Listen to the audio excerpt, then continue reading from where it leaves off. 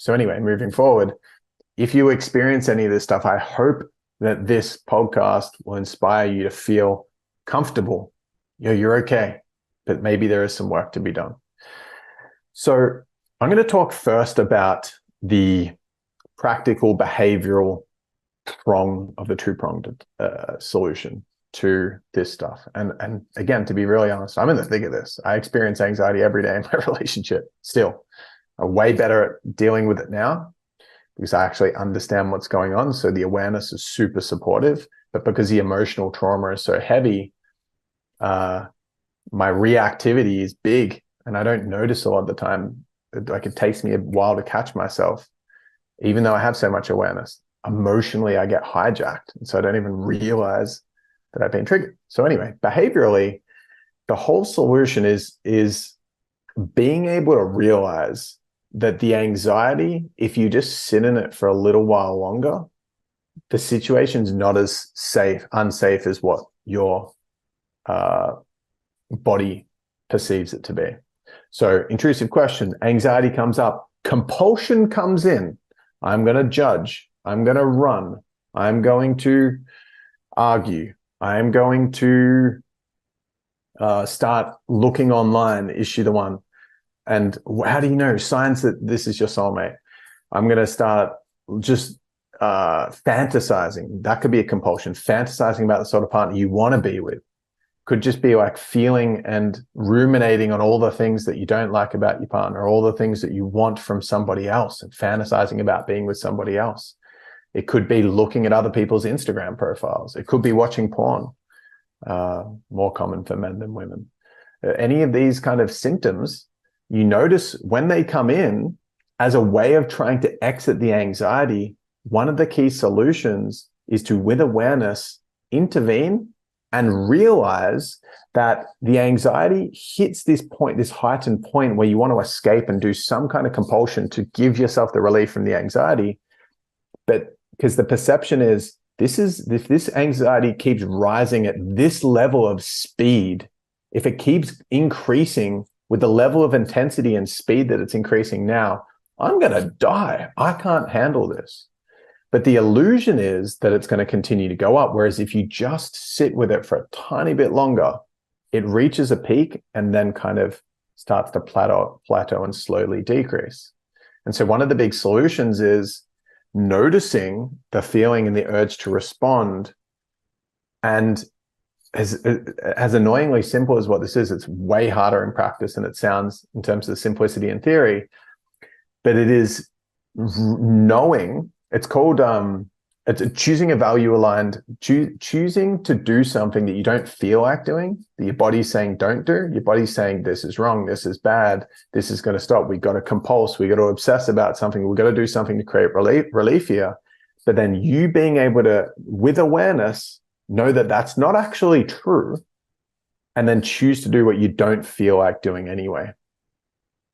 So it's essentially just like doing what feels uncomfortable is one of the really big prescribed solutions for this.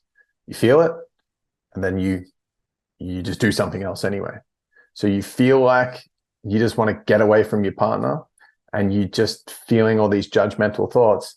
But something I might do is then just put my hand on my heart and just, I feel like this might sound intense, but I feel like this person's a massive threat and they're disgusting and get away, and I just want to push them away.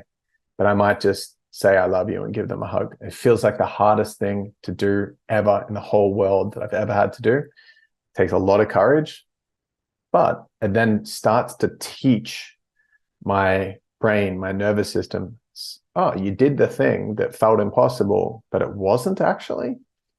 It actually wasn't as unsafe as I was perceiving it. So I'm going to start to loosen my grip and change my association to that experience, because I've been demonstrated that if I do actually lean in and have some intimacy, or have a hug, or say something kind, or say a committed thing, that it's okay. Like nothing's going to happen that's bad, and it creates that association. A really big aspect of the solution with this what's called safety response of relationship anxiety is understanding this in relationship OCD theory. It's called motto, MOTO. Motto stands for myth of the one. Myth of the one. It's this fantasized, infatuated idea that gets projected onto us through social media and movies of relationships that are unrealistic, essentially. We all have this. We all have this imprinted into us, injected into us from what we're exposed to. We see these like Hollywood romances and in the movies, but also with celebrities, and like, oh my gosh, if only my life was like that. Oh my gosh, he's so handsome, and oh my gosh, she's so good looking, and oh my gosh, he's so rich and she's so famous. And they've got this, oh, this is just like the movies. This is a honeymoon fantasy. This is a happily ever after fantasy. And we're given this myth of the one. When I find this situation, this person, my life's going to be better, which is not true. Someone else doesn't have the capacity to create an experience for you long-term, sustainably, that's better than what you can experience without that person. Someone else, it's impossible, because your experiential reality is based on your internal map. Someone else comes in and it's just what you perceive about that person. And this is why relationships, just objectively outside relationship anxiety, have dysfunction and are difficult, is because we have this myth of the one in society. We have this fantasized idea. And so what that causes is we're perceiving that someone exists that has more benefits than drawbacks. We perceive that someone exists that's like really good and they've got lots of upsides, but they don't really have any downsides. So then when we see it, because we're looking for it, our perceptive awareness is focused on, oh my gosh, there's the tick, tick, tick, tick, tick. This could be the person. And then there's this infatuation. And so our mind is hyper-focused, because in every moment we have 11 million bits of information coming into our awareness in our subconscious mind, but our conscious mind can only hold 40 bits. So those 40 bits that our mind actually holds in our conscious mind are filtered based on our subconscious programming. So if we have 11 million bits, the 40 we're choosing to see are subjective to based on what we choose to see. And so if we're in this like myth and idea of the one, motto, myth of the one, and we're looking for this like fantasy person, we're going to see the bits of information that will fit into those 40 bits to have us sculpt. Yes, that's the one that we're looking for. I noticed I was playing a game the other day with my sister, playing Catan. If anyone's played Settlers of Catan, it's a pretty fun game. It's like Monopoly on steroids. And you roll a dice, and what you roll determines what's favorable. If you can roll it on your turn, and what you roll impacts everyone in the game. And she was hoping a certain thing. She was hoping 10 got rolled. And so 11 got rolled, but her brain was looking for 10. And she said, yes, 10. And then she picked up the resources that she would have got if a 10 was rolled. And I was like, that's an 11. That's an 11, not a 10. And she's like, oh, damn. Because her mind was looking for 10, it saw 10. 11 was there, but it filtered 10. It saw 10. And so same thing happens for us when we're looking for a partner. We're hoping to find Mr. Right, Mrs. Right, Mr. Perfect, Mrs. Perfect. We're trying to find the one, that mythological creature that exists. And so we're looking for them. And when we're hyper-focused on the 40 bits of information, we've kind of tossed away the other 100 bits of information about this person that make them an equally beneficial partner. Like you could be with someone that's like really like romantic and sporadic, and you're like, wow, this is so awesome. They're spontaneous. You zoned in on those parts of them that you really like. But then there's that, with that sporadicness means that there's less groundedness, and you feel kind of like, can this person just relax? And so right from the start, that's been the thing. The sporadic nature can be, it's cool because you get these fun, unique, random variety experiences. but then you are going to lack some kind of stability and just wish that the person would settle down sometimes. It's not that they're bad because that other information exists. It's just that they're just love. They're equal.